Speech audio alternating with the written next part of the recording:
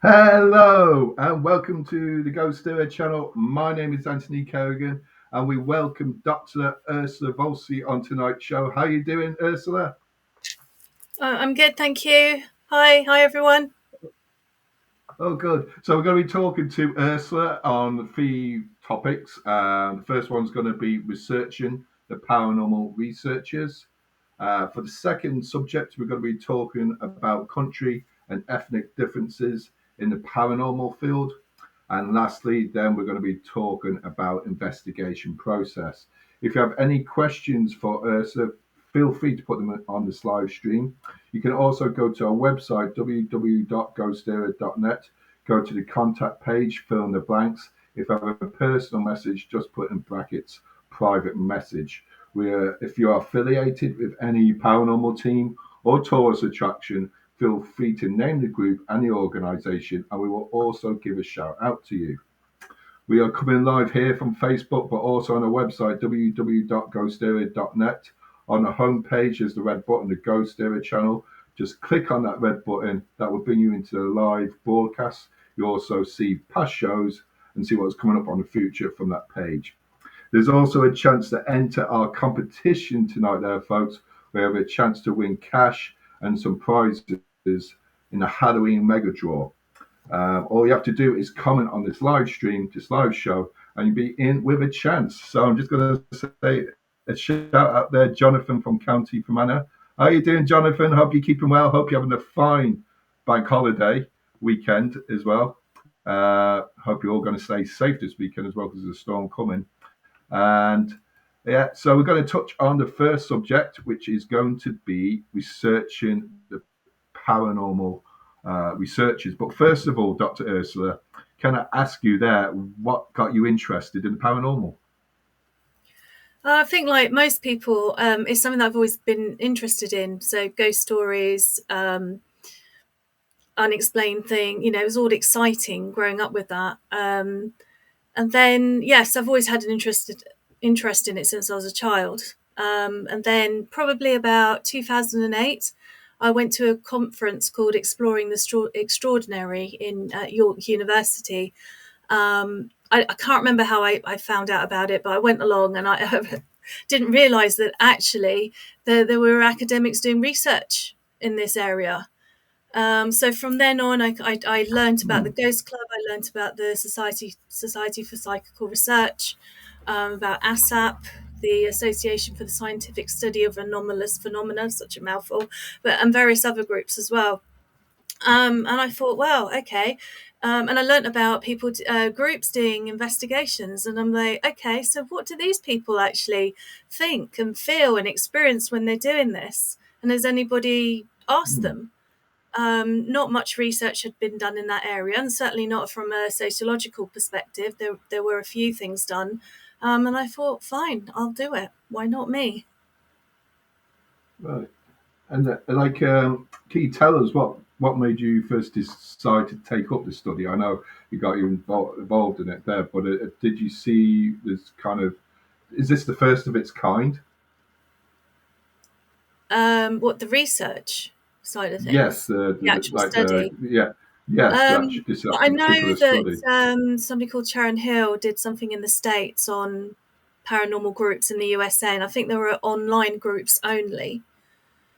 So I've done research talking to people in different countries. So I've got a questionnaire out, which has been running for some time. I reopened it because I wanted to boost the responses, particularly from outside the UK and USA, because by far those have been the majority of responses. So I wanted to increase responses for that, and also I've been doing interviews as well. So I don't think it's been done to the same extent and from a sociological perspective, to my knowledge. If someone please let me know if there is research out there. But having done the literature review, so this is coming from an academic background, from academia. Having looked at the literature, I've not really found anything that has been done in quite the same way, and to such an extent as well. Yeah, and like the questionnaire takes about this study researching for the research of the paranormal researchers. It takes 10 to 15 minutes to complete.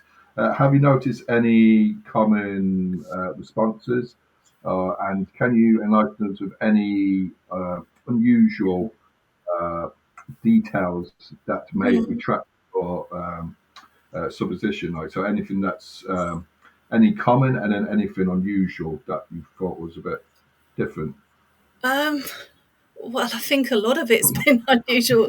So it's kind of coming from a social, within academia, academic terms, it's known, well, certainly within sociology, it's known as a social world theory perspective.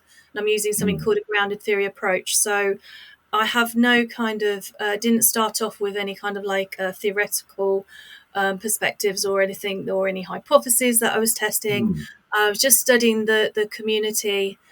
I think surprises for me was how many paranormal investigators there are. How many? yeah. I mean, when I first started, I guess I think it's probably just grown. So I've been doing this for about 5 years now. I think so. I've been doing it independently and in my own time. So it does take time, as you know. You're doing stuff like this in your own time, aren't you? Outside, Mm, a regular job. So it does take time. And I thought I'd come to the end of it. And when I started to analyse some of the data that I'd collected, I thought actually it's very, very much skewed towards UK, USA. I want to expand on that. mm, So eventually I learnt about using LinkedIn and Sales Navigator, and then how to contact participants through that. And you're only limited to so many connections that you can have per week, so it takes time. yes. And when I did a search on paranormal investigators, and literally on those terms, I've got a return of over 2,000. Oh, 2000. Oh, this was on LinkedIn. This on This LinkedIn, is was on it? LinkedIn. So those that Oh choose to God. make themselves, those that are visible. Okay. And I know this is a question that comes up later on, but I might as well mention it now. Is one of the Mm, surprises was, yeah, well, it wasn't really surprising that there was a huge response from UK, USA, because UK would, a lot of that would be from my own connections anyway, and the mm, connections that I've made here with various groups and organisations based in the UK, and then through their connections, which is also then quite large in the USA as well, yeah. Canada, Australia. I'd say, well, those are the dominant countries. But Mm, through using LinkedIn, I was able to get to other countries and discover that there's a big group in India, for example. mm, So that was quite surprising, going, and maybe not surprising to people already in the field, in the paranormal world, mm, might have expected this. But for me, going into this, not really knowing that much from the start, I thought that was surprising. yes. Um, I guess what else? I think what was also interesting to see, because a lot of the time the paranormal community, paranormal investigators, are accused of just seeing something, just replicating what they've seen on TV in a show Mm, like Most Haunted, and I guess that does happen in some, yeah. okay, it's bound to people do that. They see something on TV and they replicate it. But a lot of the groups that I spoke to, the data that's come through the questionnaires would indicate that actually people aren't just copying what they're doing on TV. There is a degree of skepticism or an awareness just not to accept everything that there's whatever goes bang or whatever is something unexplained. It's paranormal. So I think there is that element to it that's coming out. So, oh, you're back. You disappeared for a minute there.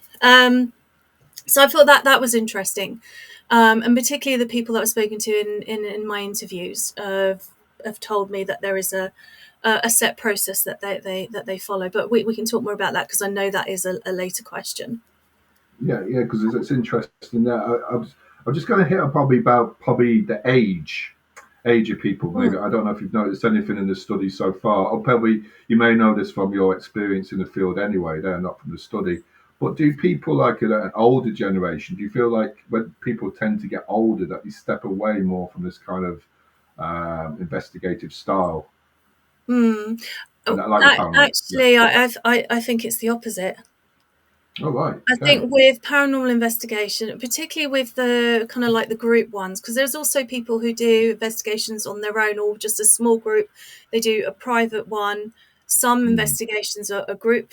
Are more kind of what I call event based. They are maybe more like a public location, like a museum or somewhere, but they've been given access to as a group. So once the museum shuts, for example, close to the public, and an investigative team can go in.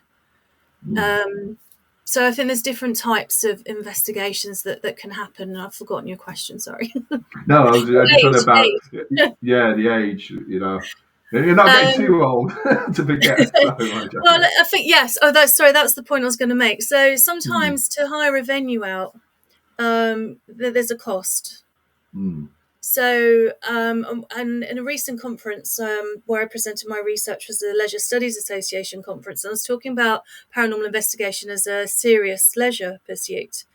Because if you think about it, if you're going to once a month, some groups do twice a month, some people are in different groups. So, I'd say on average once a month, you're paying 35, 40, maybe more, depending on what you're doing.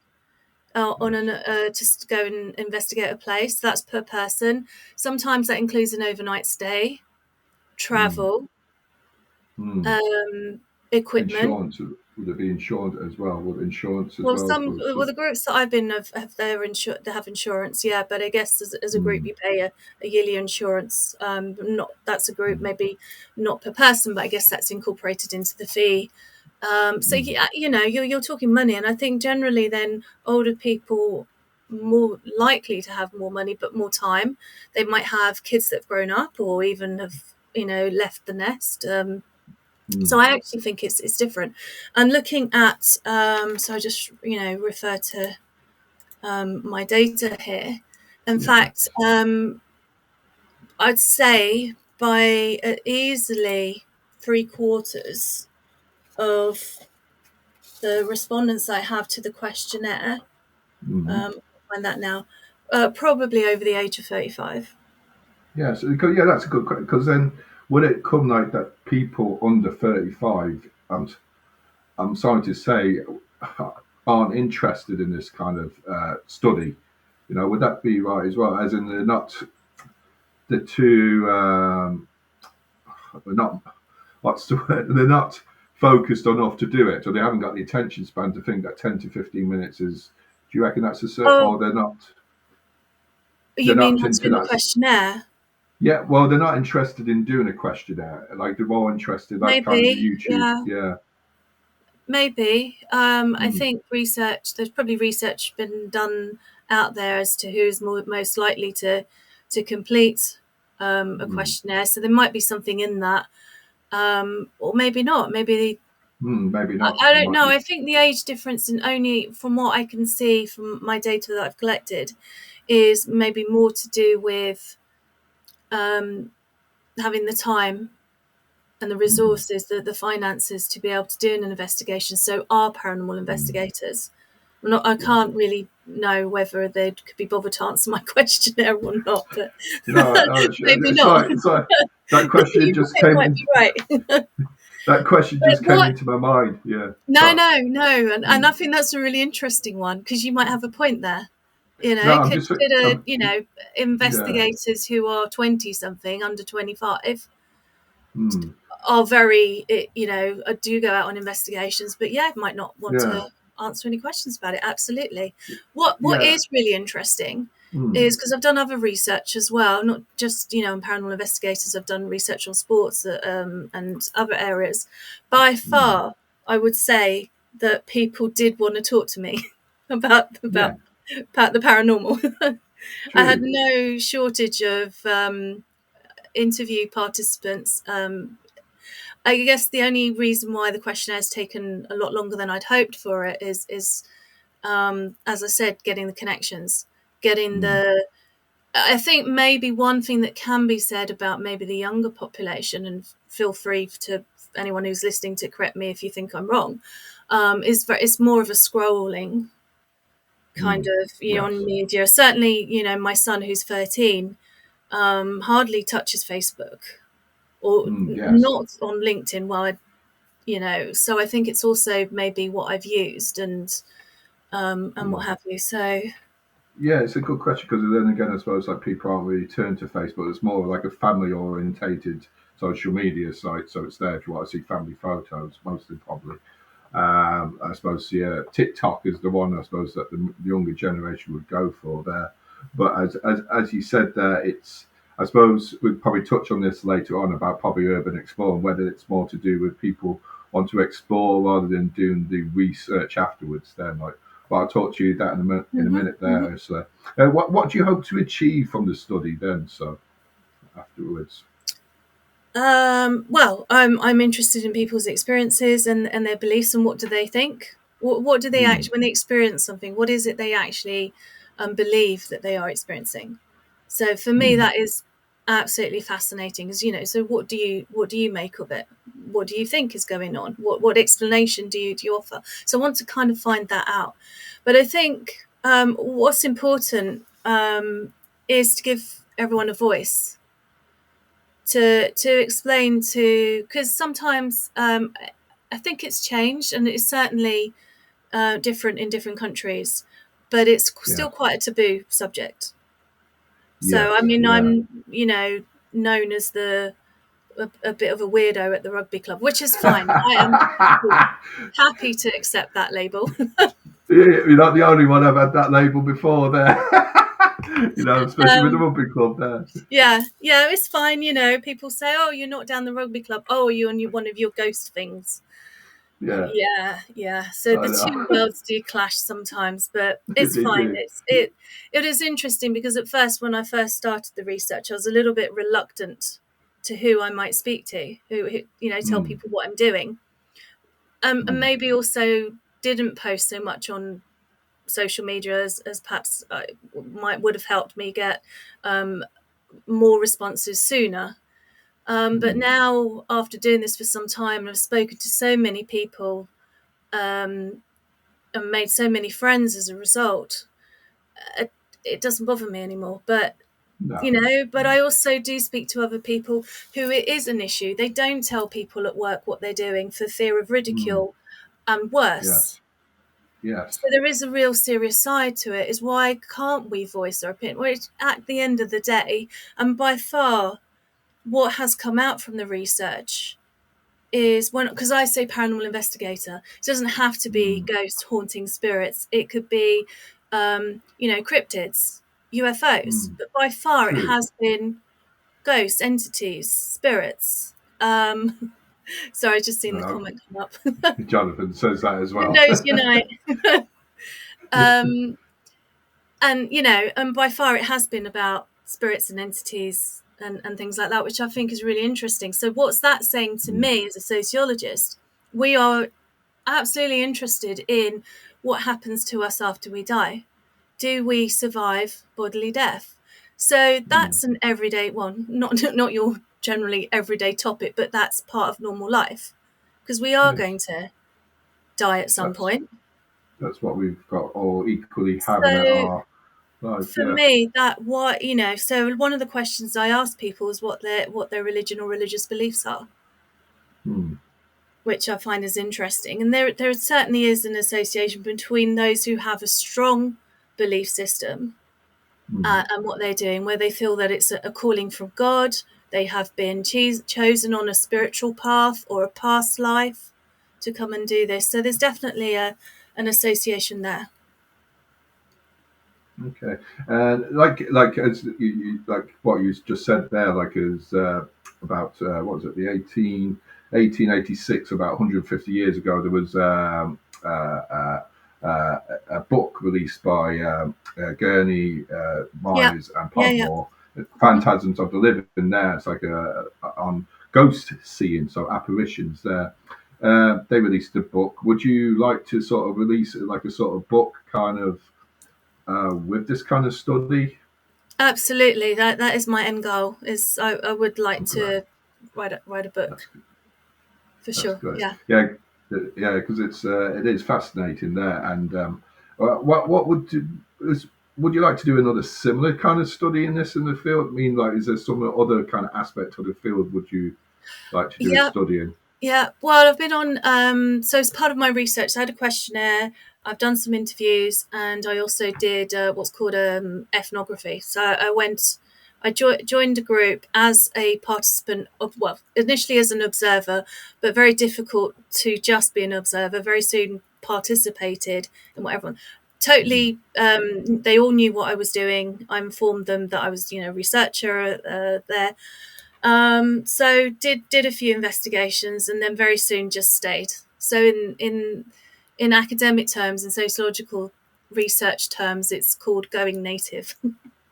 All right. Okay. That's So I went native. Well, yeah, but I soon became a paranormal investigator rather than a researcher, which I think it was difficult to not blur the boundaries yeah. after a while, because although I've become an investigator, I, I still have my academic hat on, and although I'm not, the group that I'm with isn't now part of my research, they won't get up, that part won't be in the write up of the findings. You still have that academic hat on, but Mm. it's given me the opportunity to fully experience what a paranormal investigator does.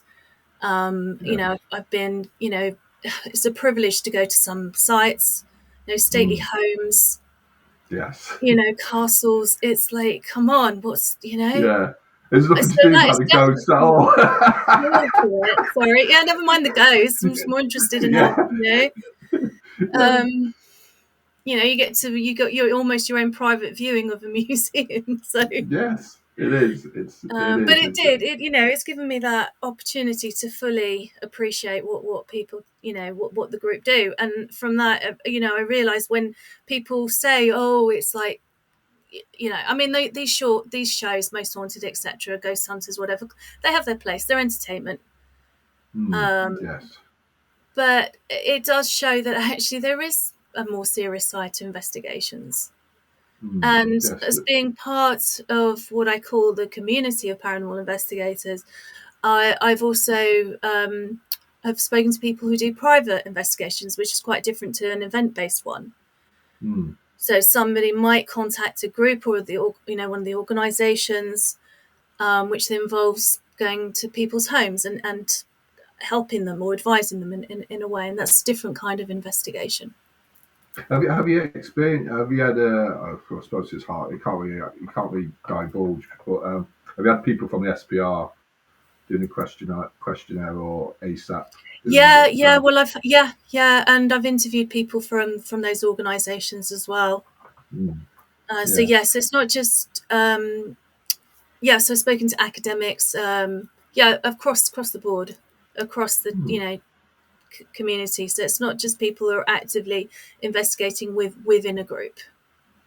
okay. It We could just had a be, comment. So yeah. So carry on there, Ursula.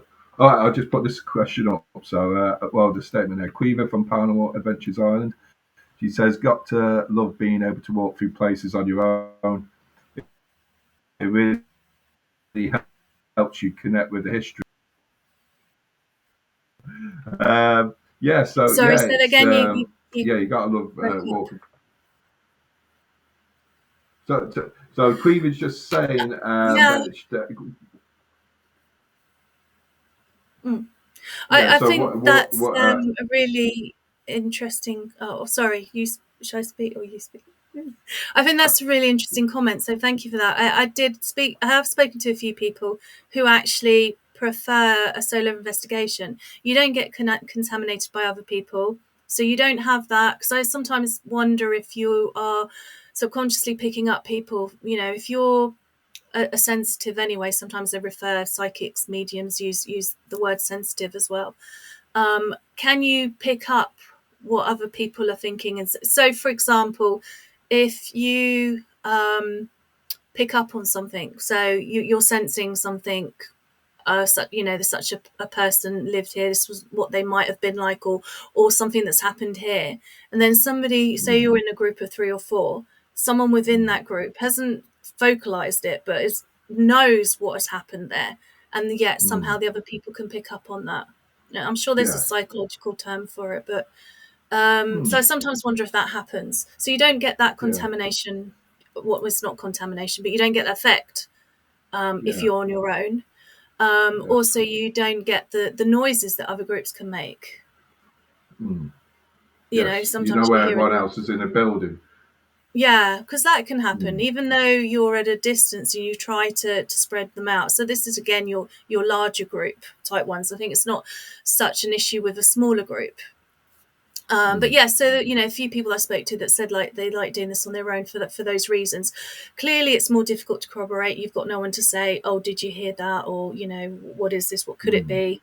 But yeah, there were people that prefer, and actually sometimes, yeah, absolutely. What you're saying is just sometimes sitting there and being alone, you can actually really immerse yourself with that connection. So yeah, great comment. Thank you. Yeah, that's right. Great comment there, Quiver. There, yeah, it's sometimes being alone in a venue by yourself, you can get the sense of what's in the room, what's the environment around. It is amazing. Like, so we're just going to come to God. That's gone. The first topic's gone It quick has there. really. The first Can I half. actually just say God, something quickly on that topic? yeah, Because go ahead. so a lot of people that I've spoken to call themselves psychics or mediums or sensitives, and they actually say that by going somewhere on your own, or initially before the rest of you join, it enables you to tune in more into that environment, and to be able to use your abilities, which is what I like to call them. So I think that's really interesting. Yeah, I've got to. Yeah, we'll probably touch on this on the investigation process, because it probably goes Yeah, into this yeah. kind of section as well. So I'm going to just pick somebody to go into our competition.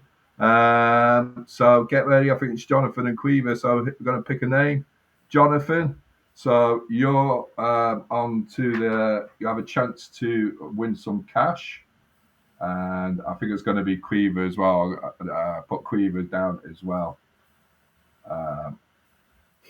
So stay tuned, Jonathan and Quiver. You have a chance to win some cash and put your name into the Halloween Mega Draw, and also put Ursula's name into the Halloween Mega Draw as well. So the next topic is what do we win? Well, you might win those. You might win a Ghostbusters T-shirt. Another one. Well, another one. Another one. Or an X-Files one. You see, like, Yeah, a washed one. I want to believe. Cleveland says, "Sorry about that, guys. Thanks to me. I want to believe. Trust no one." No, yeah, trust no one that's on it. Jonathan says, "Thank you there." So yeah, stay tuned, Jonathan. You got to stay tuned. So on the next topic, we're talking about country ethnic differences in the paranormal field. Ursula. So can we define what a paranormal investigator is?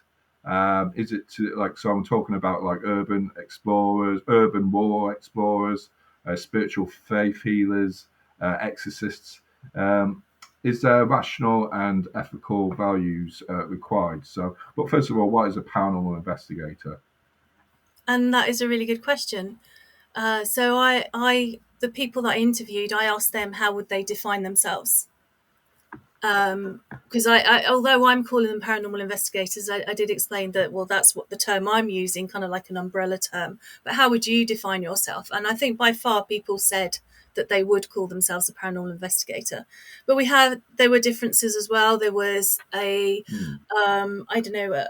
paranormal researcher, paranormal historian. So there were a few people there who I think, relating to a comment just now, just, wanting to learn about the history as to why a ghost or spirit or certain entity may be there. But we also had a few people calling themselves ghost hunters, which I thought was really interesting, because some people were happy to use that term and other people less happy to use it. And I think some of the comments that come to mind were, well, we don't go out shooting the things, we don't go hunting them. Which I think, so some people thought that term was quite derogatory. But other people quite happy to use that term as well, just saying, well, that is what I'm doing. During the week, I have a normal day job. At the weekend, I am hunting ghosts. Yes. So, I think that would be really interesting for whoever's listening, what your thoughts might be in the comments. Are you happy with the term ghost hunting or not? But certainly that's what the data said. I know myself. I know myself. I put psychical researcher, but because just to give it a different sort of format to being a paranormal investigator there. So also to do with the mind, mainly. Well, quite a bit really. Yeah. So, but it's so like, because a lot of urban and rural explorers, as I said there, and more than probably there's exorcists and faith healers there, I would probably suggest there. Do you reckon are their opinions valued in the paranormal community? Because some of them are kind of half and half. Sorry, what do you mean? So I'm just thinking, like, I've seen, you see these urban explorers going into abandoned buildings and they're doing a ghost hunt, or they're doing being a paranormal investigator, and there's not a control. I know it's hard to control a setting of a paranormal investigation outside the laboratory, like there's no control of circumstances.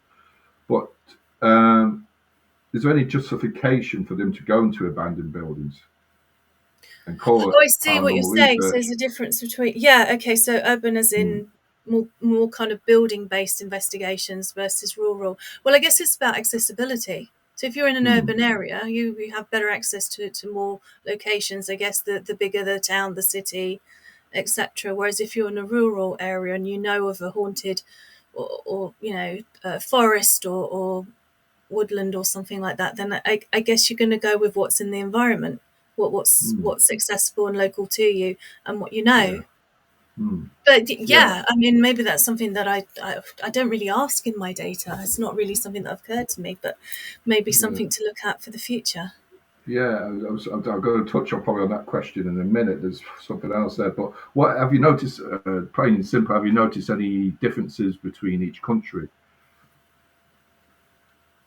Well, what I mentioned earlier, that certainly there are some countries where I think, so I think in some countries like India, I've also spoken to a few people in South Africa and someone from Kenya, and they refer themselves to more as spiritual healers and spiritual cleansing. They perform spiritual cleansing to rid people, go to them. So more certainly in some of the countries, more kind of like a shamanic practice. So people will go to them and they will help them get rid of evil spirits or things like that. Also refer them to themselves as demonologists and exorcists as well, which those terms were across different countries as well. There's quite a few in the States as well. And I think when I get deeper into the analysis of my data, but having a quick look at it, what I thought was interesting is somebody in the States, and I'm not who's not to say that they haven't got the ability or the training or the experience to do that. I'm not saying that at all. But what I thought was interesting is that somebody who was, one of the questions I ask is, what is your profession? What do you do? And, demonologist or exorcist. Have you had any training? No. How many years experience? Have you been doing this for a couple of years? I think is different compared to somebody that in South Africa who was raised So I'm thinking of this particular example, the person that I spoke to, who was raised by his gran as a shaman and brought up with it, and has had that all his life. Yes. To deal with spirits and things like that is a difference. So I think there is differences there, and yeah, absolutely. I think, as I said to you in off when we weren't on live, that I can't wait to get deeper into the analysis to look at some of these. So I mean, your questions have been brilliant. It's helping me think about my analysis. Sorry, So thank you. sorry, no, I'm sorry. Because could you mention India there? And I know there was a gentleman who passed away, Gurav Tiwari. He passed away, committed suicide because of the pressures of being a paranormal investigator. Wow. And he set up. He probably that's where probably most of the. It was probably thanks to him. Probably most of the awareness of in India of paranormal research and investigating the metaphysical side of it was thanks to him. But as you said, going back to regarding, like, say, the United States, for instance. Oh no, sorry, that's not the right question. Sorry, that's the wrong one. Does differ? Like, so, is there any can differences in language halt any progression in the field? So, when you're talking about when you're talking about places to investigate, getting devices, equipment, like governing bodies to go to, like ASAP and SPR. Nobody probably knows about them, especially here in Ireland. Do you know? Is it does that halt any progress? The language barrier first, and then I suppose getting the equipment kind of side of things, and kind of who to go to for advice. Yeah, well, I guess with the internet, if you're stuck and some people don't want to go to the doctor or talk to anybody because they're frightened, they're worried about being ridiculed. I guess they can go online and search for groups. So they might come across groups like the SPR, ASAP, and the Ghost Club even. But would they know necessarily about that? I don't know. I mean, of course, I've already mentioned the groups in the UK. You've got the Rhine Centre in the USA. I do know there are some well-known people out there doing research. So Lloyd Orbach, apologies for saying your name correctly. Yeah. There's a big group in Canada. There's a big, you mentioned India. So yes, there is a big group out there as well. So they probably in those countries can go to those groups there. Other countries, I don't know. Someone I spoke to in Finland, someone I spoke to in Germany, said that it's invisible. There are groups out there, but it's not as visible. Yes. As now, and so they are. So the reason why I knew about this person from Finland is because of the groups here. They've joined the groups here. So they have joined UK groups or US groups. I mean, sometimes if you join a SBR online talk, for example, you'll see that people are from different countries. So they are. So I think there is an awareness, and certainly being involved with the SPR, people who come through to their spontaneous cases committee. Cases, because that's visible, that's on the website. There are people that are from different countries, and then you can use Google Translate to communicate. That's what I was going to say. Thank God for the internet. Yeah. But other than that, well, do some people know? I think the people that I've spoken to have told me that they know of others, but might not necessarily know. Might not think to ask for help. Might actually think that, I mean, I guess what's important to get across from my research as well is because it's so often or always kind of a negative or a scary situation. It doesn't have to be. I mean, of course, if you're having a pleasant experience, you might want it to continue. Yes, of course. Yeah. So you're not going to want, but So we don't hear about them as much, I guess, for for those kind of obvious reasons. But I think it's also important to report that, and I'm pleased to say that I do have some examples in my research where people have reported a nice, unexplained, an unexplained experience, but that was a nice experience as well. Yeah. I guess the scare factor, it's more fun, isn't it? It's more exciting.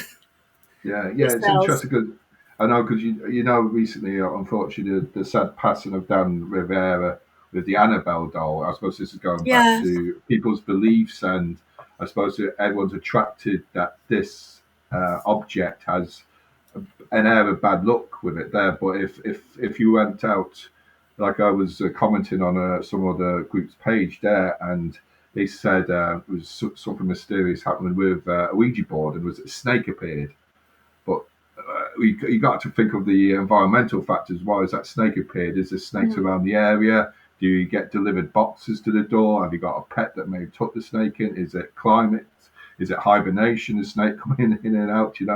There's so many factors to why. But the point is, there I was trying to say, if it was like a horseshoe appeared or a four-leaf clover on something mysterious happened, it was banging all around the room, and then suddenly you had a horseshoe appear or four-leaf clover, would it be associated with good luck, something amazing, cool, Yeah. great, happy happening? I suppose it's association with people's beliefs again. Sorry, now going about No, to no, get a bit it's off fine. topic. It's fine. Yeah. I can start interviewing you if you like. No, no, I'll come to people's statements as well. I'll come to them shortly, Yeah, yeah. Sheila and Jonathan. But one question I want to ask you then is probably because we've got a couple of good questions as well.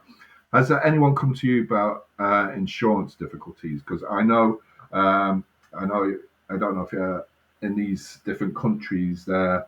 Yeah, I know maybe some people may have not come to you. In here in Ireland, we're having quite a lot of trouble trying to get insurance companies to Okay. do paranormal investigations.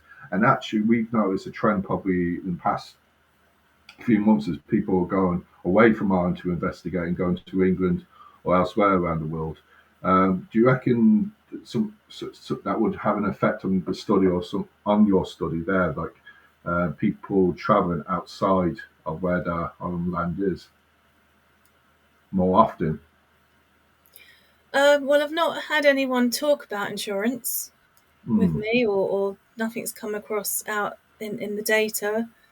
right. In terms of groups that I've been involved in, that yeah, the groups have their own insurance, Mm, so everybody is covered. yeah. But yeah, no, it's Uh, not something that's come up, so I can't really say anything much about that. yeah. Yeah, just another one question. So, like, are sites of spiritual connection or occurrence in other countries like Africa, you say Asia, South America, like probably in continents that aren't probably westernized there, is their faith stronger than knowledge? So are they more into like the spiritual side than actually going for the knowledge and testing reasons why they have this spiritual knowledge or strange occurrences are happening? Is it could be to do with that kind of side of thing? That they're more on those continents, more Yeah, well, I spiritual than don't we think are. we can. Yeah, you can't exclude cultural differences and the main religions of those countries. So I do Hmm. think they are related. But I mean, without again going having done the full analysis yet of my data, it's difficult to say. Um, and I think certainly that there are associations there, like I Hmm. mentioned with the person from South Africa. Hmm. Um, so Yeah. I was just thinking. yeah, Sorry, go ahead. So go ahead. Yeah, I was just going to say because like transport and supposed getting to a location to investigate. Like Ireland is very bad. You get a train is you have to go to Dublin from the southwest to get to the northwest. You have to go east, But like climate as well. Do you reckon that would have an effect on people well, investigating? I think, yeah, of course. I think the geography of certain countries makes, making it Hmm, difficult, that the infrastructure makes it difficult to get from one site to another. I mean, even in a country like Australia, spoken to people there, for them to get an hmm, investigation, they have to travel yes. miles, huge distances to get somewhere. I think in our, UK island, in our little sort of compacted country, even if our transport system is crap, Yeah, we're we not too bad, can't are we? complain compared to other countries You that might know. have to spend days on the road. And of True. course that's going to have an impact for sure. Yeah, I So was you thinking just. don't get what we, you could go to a town, city, whatever, find a paranormal group. There's an investigation going on a Friday, Saturday night. Whether they're going to let you in is another matter, but there will be a group going on. In some countries, you just don't get that. It's just Yeah. not existent because of what you said, the geography, the location, access. So maybe that's where insurance comes in. Having the access to go to certain locations. Of course, safety as well. I think we're going to touch upon ethics later. True. There's the safety issue, again, Yeah. which is also an issue if you're a solo investigator. True. Yeah. As I was going talking about, actually, I think it was from a magazine a few years ago. Actually, it was, I think, Guru Tewari. I don't know. I got strange sounds coming in here. So, Guru Tewari from India. I think he wrote a piece for a magazine. I think it's him. I'm not too sure, but it was to do with solo investigated in the jungle in India and Bengal tigers being around. So I think So nothing paranormal, supernatural, but you just got eaten by a tiger or attacked by a tiger. Yeah, no, something. he was. I think it was that he was. He could have been close to it, but it's kind of that kind of thing that we're so lucky in the environment that we are in Ireland and England that we can go to these kind of forests and all that kind of on the outskirts of towns, and we're kind of fine to investigate for animals as well in the vicinity.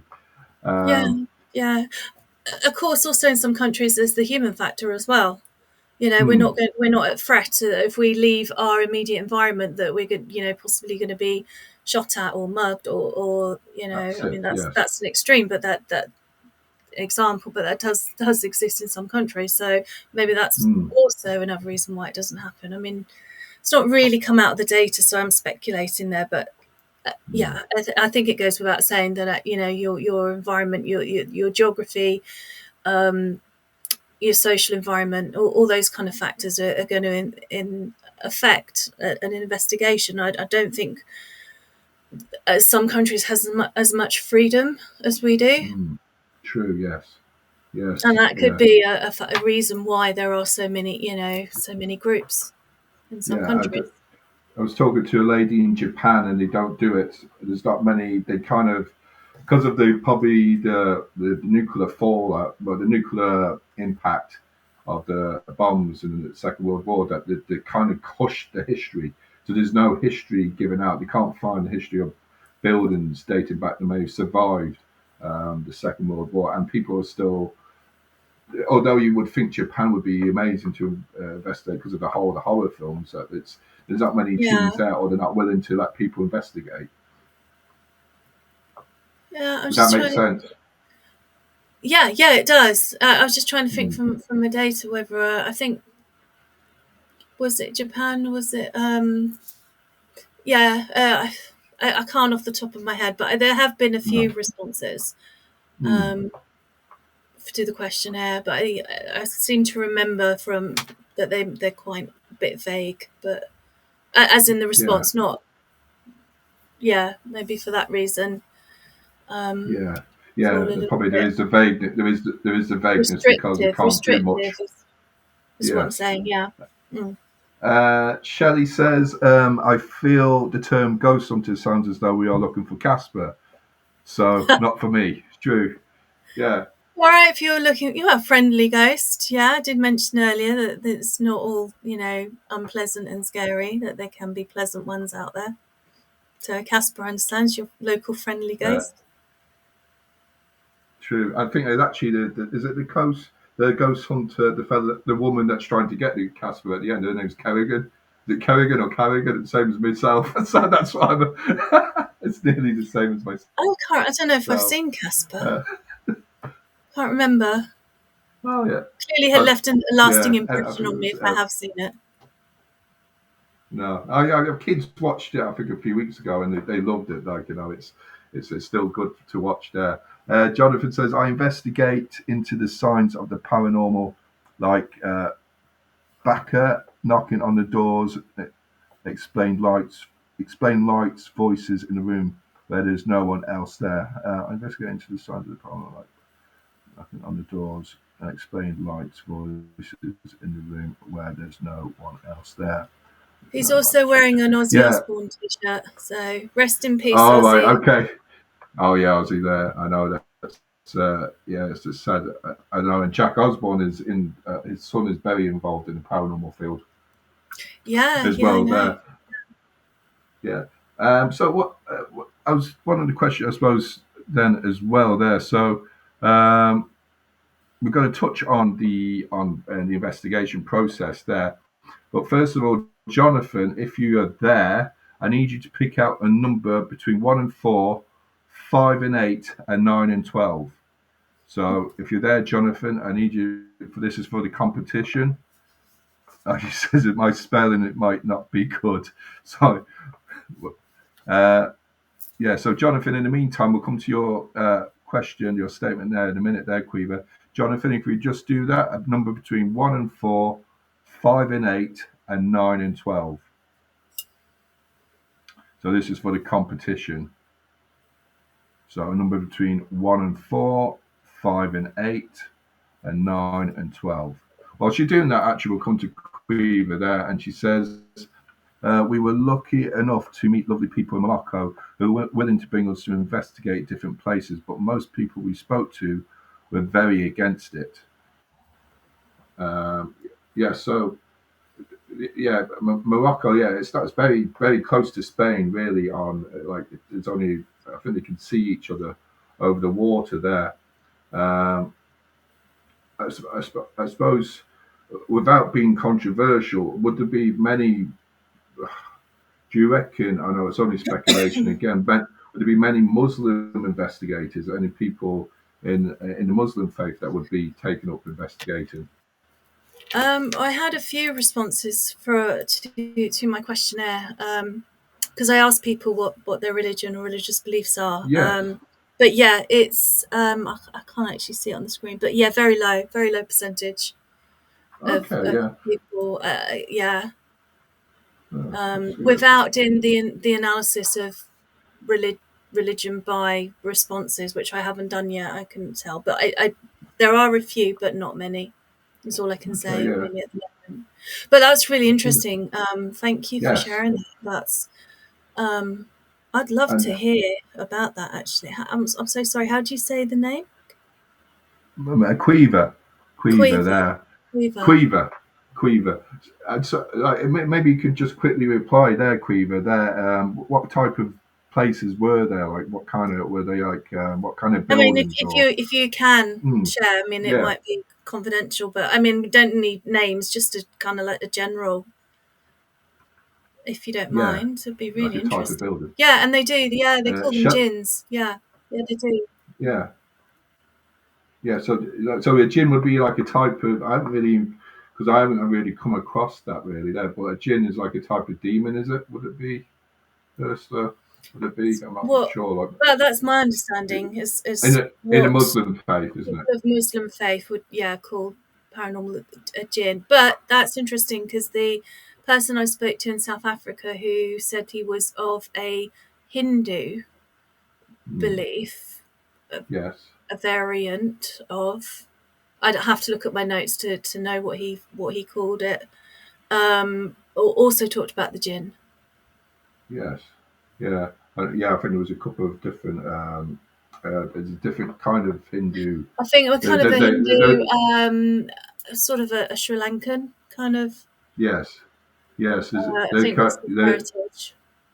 Yeah. Like I suppose it's like Protestant and Catholic, are sort of like a different branch. I think, but not Oh, very yeah. similar there. I was going to say, let's I not think go it there. is Don't go there.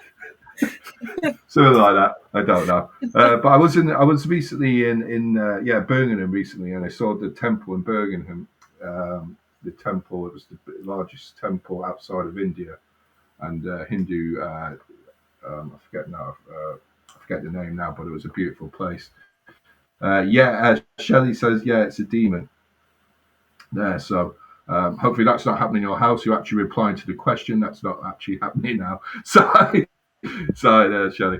Bad joke. So Creever says we were brought into an old hotel, and the master had been destroyed and killed many people. It was honestly fascinating. Brilliant, thank you. So it Thanks for is. sharing that. Yeah, it's great to do different types of buildings. I love architecture myself there, and the different types of building. So we're going to move on to investigation process there. So this is I can't wait to talk about this. Jonathan's picked his numbers, by the way, which is great. 3611. Stay tuned there, Jonathan. Shelley's laughing. So investigation process. Do paranormal investigators follow the four-step kind of scientific methods for examination? So we're talking about, questioning, observation and hypothesis, and then experimentation and then analysis. Does that happen in the field? Do you think? Of varying degrees. I think it's simple. I mean, some of it. Yes, and I think a lot of people try to and think they are, but I think you've got to ask the question: what is the scientific method? So you've defined it as observation, questioning, hypothesis, experimentation, and conclusion. And I think that's your kind of your typical quantitative. So sorry, I'm going to sound like an academic now. Your kind of What's that about? Is that quantitative structure. Yeah, you set a Yeah. hypothesis, you test it, you do an observation experiment, you formulate some conclusions based on that. Yep, I think that's possible. Of course, parapsychologists do that a lot. They use the experimental method a lot, so that's possible. Do investigation groups do that? No, not that kind of style. But they do a lot of observation. They do a lot of questioning of people or entities in there. Is there anybody there? Not once, once, and twice, but no, that kind of thing.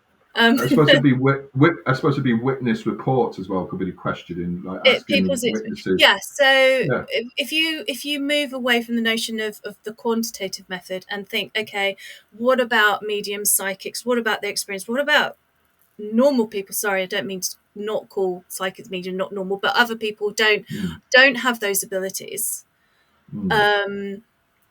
But still pick things up. They're just as important. So people's experiences are just as important. So for me, I think use of equipment used correctly. Some equipment I think is better than others. Yes. Some I think are just gadgets. Fun. Sure. Yes. Why not? It lights up. Yay, it makes it all more exciting, adds to the atmosphere. Nothing wrong with that, with a few flashing lights and stuff like that. But in all seriousness, I can't say that word. Being serious, I think use equipment that can measure temperature, etc. So using equipment, but also people's experiences, and I think those variety of methods used together, and then analysis of that, I think can help with more of a scientific approach. Yes. I think a lot of people think that using equipment is a approach enough in itself, which I disagree with. So that's kind of my personal opinion now. In the data that I've collected so far, it's been a huge debate. People think that some of the equipment is just gadgets, expensive gadgets that aren't necessary. For some people, they think just bringing yourself to an investigation with a notepad and pen and a recorder is enough. Some psychics would say that themselves as an instrument is enough. Yes. And they don't feel the need that they have to, because a lot of this is ultimately about proving. Yes. And a lot of people said, well, we don't need to prove anything. We experience things. We know things happen that we can't explain. They remain skeptical. They say, and I've been on these investigations, we hear a noise. We're like, someone says, oh, that was me. My foot moved. I shifted. we were on an investigation the other day, and it was actually so quiet in the room that all we could hear was people's stomachs rumbling. It does happen. So they're quite Yeah. ready to debunk and things like that. So I think it's important to have let's call it mixology. Let's just I'm an academic, let's make a word up, or I'm sure that's probably been used before, but a variety of methods. And if you're getting results from those different methods, then I think you can say, okay, well, maybe we're onto something here. By far, definitely the observation, the questioning, I think happens. Experimentation, I think, yes, to some extent.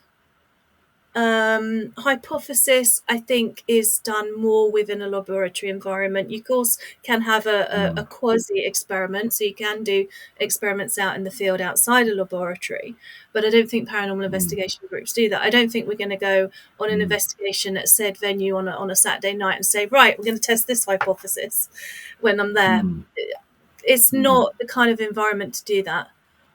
No. I think you can be a group and say, okay, well, it's been recorded that there are unexplained phenomena occurring at this place. Let's take our equipment and let's see if we can establish a cause and effect kind of thing. So I think it's possible, but it doesn't happen.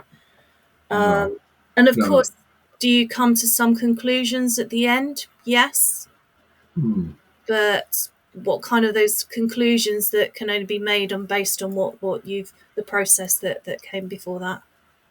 True. Yeah, it's hard, as you say, trying to bring the spontaneous occurrences, trying to bring it into a controlled environment. It's very hard to occur. And as you said, I suppose some of it can be done there, but it always can be scrutinised there. Like I was thinking myself there, I suppose you could say there's a particular haunting, say there's like shadows being seen there. You could measure the light in the room. You bring equipment like a lux meter or something like that, spectrometer there, but what I see a lot myself there, especially in Ireland, is that people go to a location, they do look back on the cameras, listen to the audio. I don't know if they actually do it when they say they got 10 hours of footage to watch, and they're on next week again to another place. So I don't know how much value to whatever they do is real. And how many times do people actually listen to those hours of audio? Yes, and where do they listen to them to? I've seen people do it on a bus whilst they're travelling off a laptop, which is I don't know how you could do it on a laptop when you're travelling from one place to another. There, I like myself personally. I do it quiet at night, or I make sure there's nobody in the house, which is very hard to do. There. Yeah. But I always go forward a minute and come back half a minute. So I'm always retracing I'm always going back. So if I don't hear it the first time, I might hear it the second time. So each minute I go back a minute. I'll go back half a minute. So anyway, that's just me. Sorry. Yeah. So I was going to say, how much time do you have on your hands? But then again, that's the thing. I suppose myself. That's the big real issue is really most people are doing this kind of investigation on a Saturday night, let's say, back at work in the week. How do they have time for it? You can't. It's just difficult to. And I think that's one of the issues is having the time to do a full, in-depth investigation. That's the thing I'll probably touch on there, because personally myself, we've only done one this year, and that was in April. I'm still analysing it there which I'll further explain later on. But with the technology there, do you think should investigators go and just look for these? Should they look elsewhere for like sort of equipment like nature or army, like a military kind of like equipment that may be handy, instead of going to these ghost hunter equipment places? Okay, well, I guess no one's really talked about going to somewhere to get the equipment. I guess that you just buy a lot of the equipment off Amazon and I think you probably know him. I think, the person to really talk about equipment is Steve Parsons, Yeah, who's, Steve. Yes. I think is quite an authority on the topic, and expect, we'll have some views on that. So yeah, from my Mm. understanding is that you can get specialist equipment. Mm.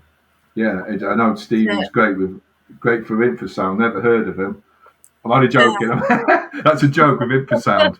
Never I heard don't it. even think Sorry. Steve's going to listen to this, but you never know. If you I ask know Steve, he will do. I'll get Steve to do it there. He's probably secretly, because I know secretly he's took photos of me and put them on one of his tutorials saying how bad a ghost hunting oh, is. has he? Okay. I don't mind it. I love it. I love it. Steve is I amazing. mean, I I love know. it. Yeah, yeah.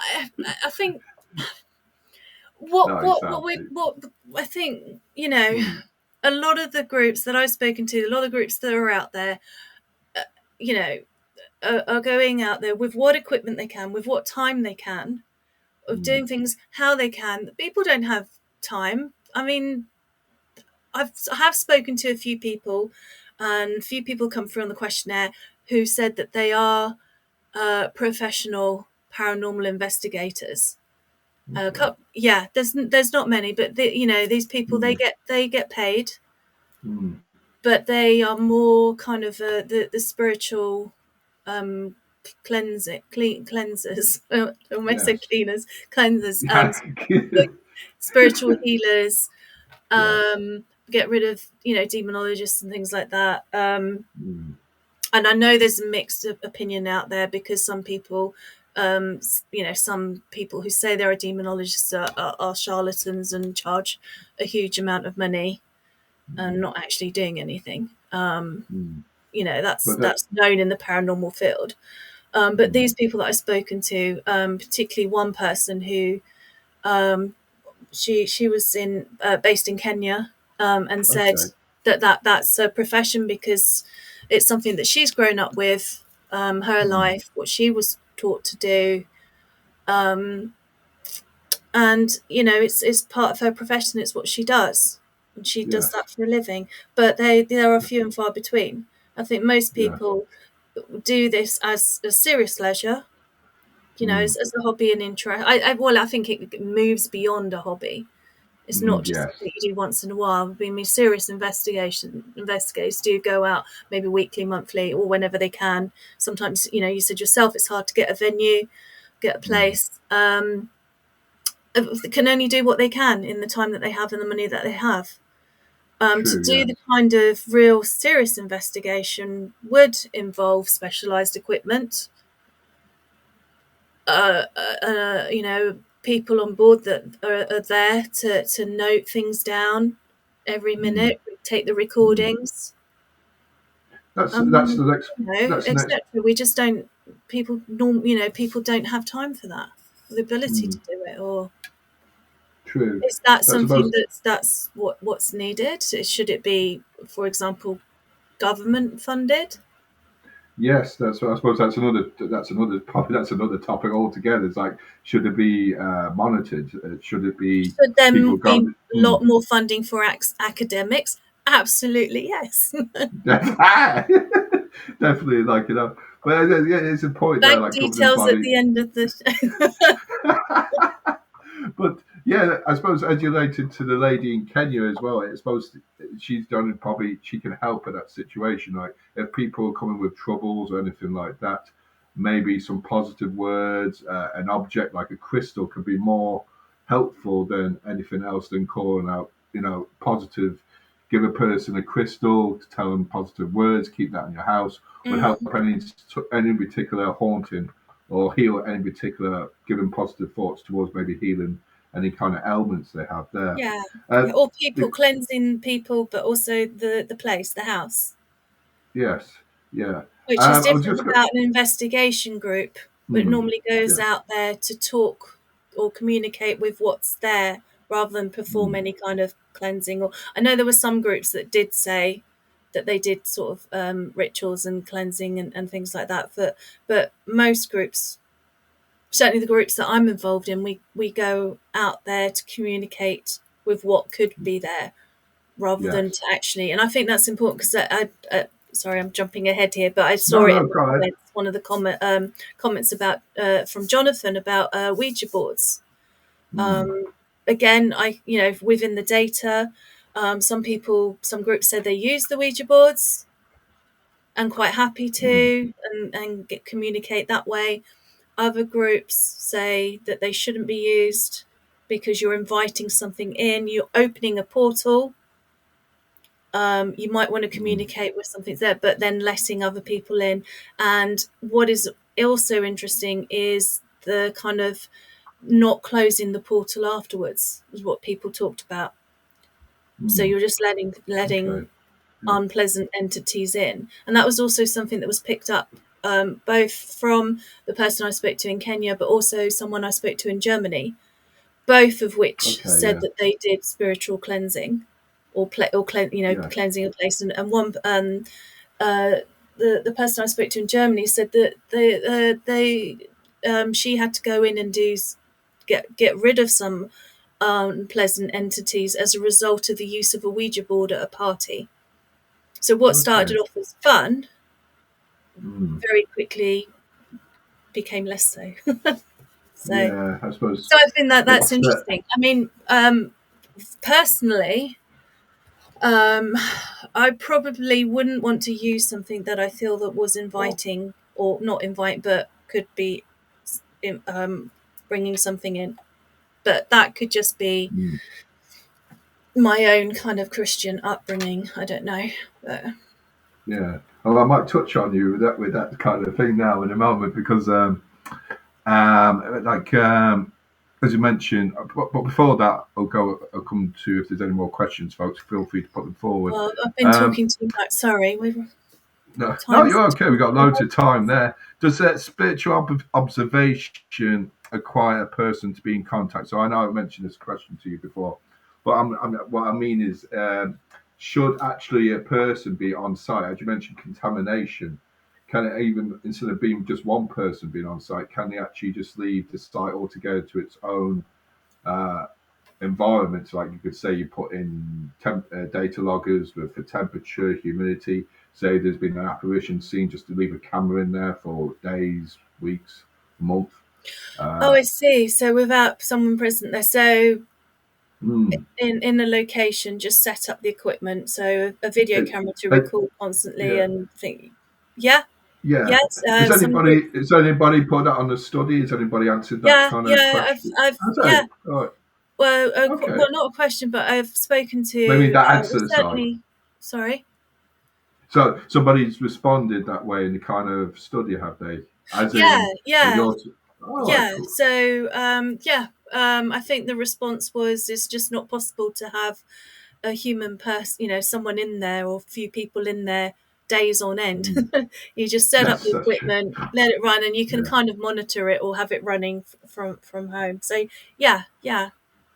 I yeah, think though for a lot of groups that it does take away that fun element because yes, a lot of the time, and there's nothing wrong with it. And there's mm, actually, why I've stayed. Yes, mm, you want to explore, you want to investigate, be fascinated if something unusual happens, you want to, you know, hear that, experience that. It's fun. So I think a lot of yeah. people do investigations for that reason. Um, So, like as I mentioned, the divination side. Now, so myself, the reason why it's taken so long to, just about my own personal experience with the team that I'm with. Uh, we do a lot of divination experiments. So we do the Ouija board, we do the dowsing, we do like precognition kind of before that we even go to the rest of the team members know where to go, and I do a little test with them. We do a lot of divination. So I do a lot of evaluation on where the divination tool is moving to what question, how it moved, and then it takes a lot of time personally myself. The more I don't know if that's in the study or people have answered that. Do more like divination experiments. More people doing more divination experiments, and maybe seeing a pattern, a correlation in these kind of um, answers or responses. Are they worth doing? The more variety, scrying, dowsing, automatic writing. in one investigation. Yeah, I think people have spoken about doing various different things like what you've mentioned, and I have seen them. Again, I feel with from my own personal perspective with varying degrees. So, for example, table tipping. We went to a popular venue that enable people to come and do paranormal investigations. And there was a table there. There was a Ouija board there. I'm kind of a little bit skeptical. So I was watching the table and it was moving. It was a flimsy table. It was uneven. Yes, The floor was yes, that's it. uneven. You're like, come on. Yeah. But Yeah. I think, other things, I've seen someone do scrying, which, by the way, totally freaks me out just looking in the mirror. I watched too many horror movies as I was growing up. You don't want to look in the mirror. I love don't looking in the mirror. No, don't look in the mirror. Don't look in the mirror. I mean, I already have problems seeing myself on the screen, right? But or there's close the curtains when it's dark because you can't see outside. You don't know what's looking at. Yeah, it's all too many horror films growing up, but and probably watched them far too young. So yeah, I've seen someone do scrying. Why not? Why not try things out? Why not? But just, I think with anything, just be aware that what is going on is something really unusual happening. Is it my imagination? Because I think if you, not that I do this because I've just told you, but I think if you're going to stare at something for so long, it's going to change. Yes, definitely. That's it. So I noticed that when reviewing footage, you're staring at the footage to see if there's anything different. I try not to blink. I have to go back on the footage. That's why I do. That's why I do the minute forward and a minute back again, because I need to blink at times, so I restart again. Yeah. But as you said, there's so many. As you mentioned, the surface of the floor, how many people in there, how many bodies are around the table that you can't see. Somebody's deliberately knocking their knee off it and all that, But what I was going to say. So if you have any more questions, folks, feel free to put it forward there. Do you see, like, as we mentioned, like the what was it like? What was it? Was it the moral, like the ethics of paranormal investigating, like the investigation process there? We've seen a lot of celebrities pass away recently. What is your views on them being investigated or being contacted so soon after their passing? Is it how soon is it right to investigate something like that? In your own opinion, and be straightforward. I mean, Well, the family are grieving. I think it could be up to the family if they would want people to contact. I think you've got to give them enough time to grieve, and I mean, it's just a really kind of awkward question. I think it depends on so many factors. So, for example, if the family that the grieving loved ones welcomed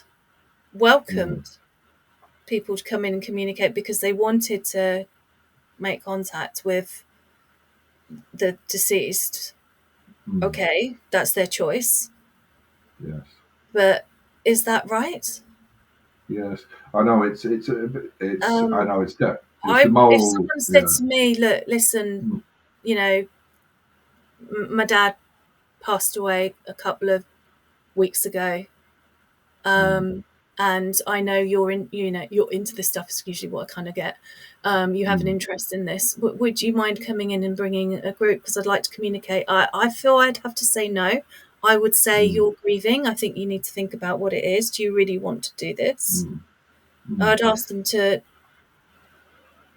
I'd say no. I wouldn't feel comfortable doing that. On the flip side, though, would it be like there's that study that was done on human weight when somebody died, and they measured the weight, and they said the soul weighed so many ounces. Maybe in some circumstances would it be okay, I suppose, if there was permission granted there, that we could be missing out on an opportunity to be Sure. make contact with these Yeah. and people that have just passed. That there might be a Um, time frame, an open window that we just have to yeah, do it. maybe. Well, maybe scenario, someone who, in their last will and testament say, okay, if Mm. I pass, I offer myself up for exploration. Yes, Okay, yes, fine. If yeah, that was their yeah, wish, fine. yeah, yeah, yeah. I've Yeah, it never was, been asked yeah. that, so No, no, no. Yeah, it's got that. I suppose that's brought back to, like, I remember Harry Houdini did that. Then yeah, they're still yeah. searching for Harry Houdini's soul. Jonathan I says, guess if it was the wish of the person who had passed, and they'd put it in their will, or express an interest and say, well, look, I've been a member of an organisation for so long that investigate, after death communication, etc., etc. I wish for someone to come and communicate with me. Okay, if that's what their wish was, then fine.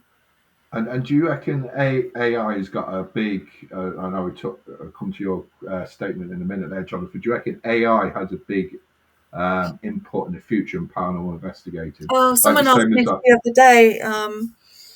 Yeah, probably. I would have Yeah, thought so. I yeah. don't know enough of it. I'm not a Mm. laggard, but I'm not exactly an early innovator. And we're probably it's not in an innovation anymore anyway. I know that, but I'm somewhere in the middle. So, um, yeah, and I think that's something that's come up in one of the organisations that I'm involved in, um, Cool. and to receive a kind of a lecture and training session on that. So, yeah, Okay. I think it will Right. feature, but yeah, I don't know that much about it as yet Yeah. to comment.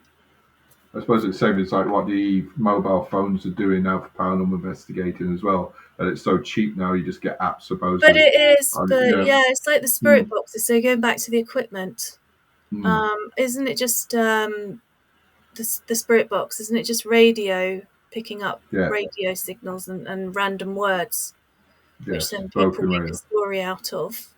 Mm, yeah.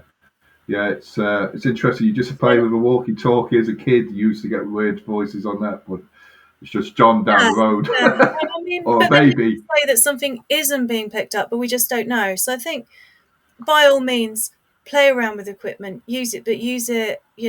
Be aware of its limitations. I Mm. guess is what I'm saying. So Like with anything. So so Jonathan says if I looked in the mirror, it would break. I'm sure it Well, wouldn't. I wouldn't with me anyway. I'm only joking. Creever says, I feel as though investigating so close to the past and also disrupts the grieving process for Yeah. the family. That's correct. Especially seeing in recent times how people have tried to contact recent deceased. Yeah, I think it's to do with our own gains, really, mostly at the moment there. There's a lot of people doing it just for their own gains to get more subscribers. The wow Which is factor, as they call it. unethical. Oh, that's unethical. Mm, definitely, yeah. As you said, without the permission, without and it doesn't have to be publicly made aware of as well. These kind of if it was to be testing like people's brainwaves or something like that, doing the EEG and those types of things. So we come to the competition, and I'll come back to you there, so where people can contact you, or where they can do the questionnaire. And so we had Jonathan there. So Jonathan, you picked the numbers 3, 6, 11. This is astral travel. Let's see how you got on. If I press the right button, here we go. So, Jonathan, you picked number 3 first. Good luck with this. Hopefully. Oh no! Oh no! No! No! This is not rigged. Oh no! Sorry about this, Jonathan. It's game over. Oh no! Oh, what a pity, Jonathan. So now, Jonathan, that's your chance gone. So nobody's having any luck on this year. But we'll just go with number 6 just to show what you could have won. That Jim Bowen and Bullseye would have said. So you picked number 6. And it would have, that's game over as well. Oh, you got to pick it game over. Anyway, Jonathan, That's 2 game overs.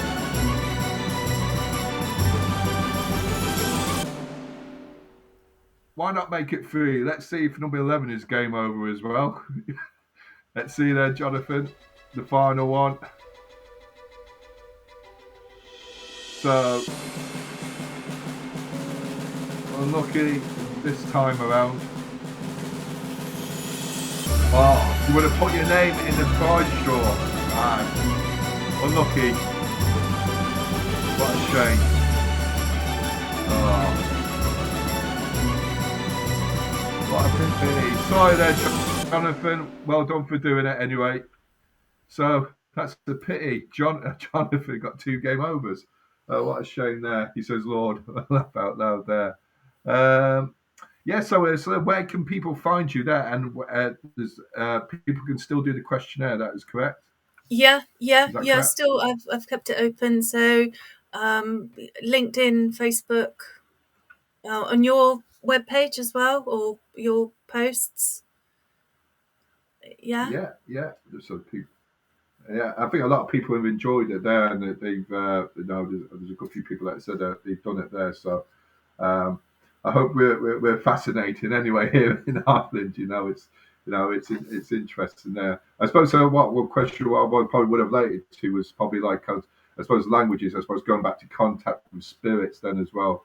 I suppose because of my accent talking out because of English there, I know a bit of Irish myself, but can't. It's I suppose people would notice a little bit of differences when they're talking in different countries. I suppose would they to different spirits that maybe not like them. Sorry. Right, I'll leave that. No, just say Sorry. I suppose the language differences Different in language. talk. Yeah. Yeah. I suppose that would be the same there. Jonathan says, "Can it be feeling out now?" He says, "Oh, thanks, Jonathan." So yes, so people can do the questionnaire still, and can people? Is there any websites or they can contact you on? And I don't have a website now. No. Just feel free to contact me through LinkedIn. Is probably the best one. I don't know if everyone's on LinkedIn. I'm on Facebook, X, the old Twitter, Perfect. or my email. I think it'll be on there. Okay. Would you like to share your email or? Sorry. Well, just maybe if people want to connect, just contact me on LinkedIn. I think it's probably the best way. But my questionnaire is available on there. I've shared it recently, and you've shared it recently as well. No, and it's great. It's fascinating. It goes fast. It's nice to put it forward there. So for the next episode, we'll be chatting to not one but 2 paranormal investigation teams, Paranormal Adventures Ireland and Phoenix Files. The content of the show will include the Grim Reaper, Lady Harriet, and the Irish Para Unity meeting. So that's on the next show. Thank you, Urszula. Thank you, Dr. Urszula Wolski. It's been a real pleasant evening talking to you there. And thank you for joining us. No, it's been amazing. It's great to have you there. And maybe you can have me back once I've finished my analysis, once I've finished it all. Definitely be great to have you back, because it is a really interesting stuff to see how people investigate and all the differences of different countries and religious beliefs as well. It has been fascinating. It really has. Yeah, I've enjoyed doing it. I don't want to stop, but I have to stop at some point.